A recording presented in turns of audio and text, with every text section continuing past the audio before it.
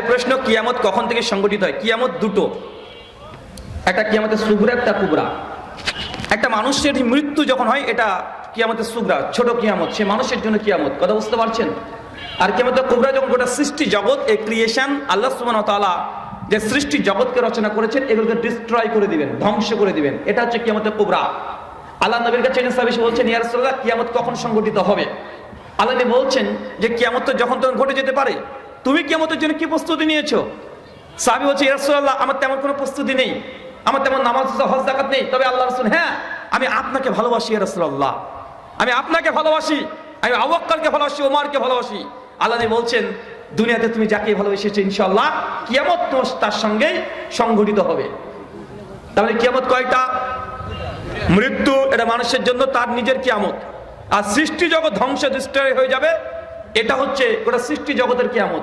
শুকরান।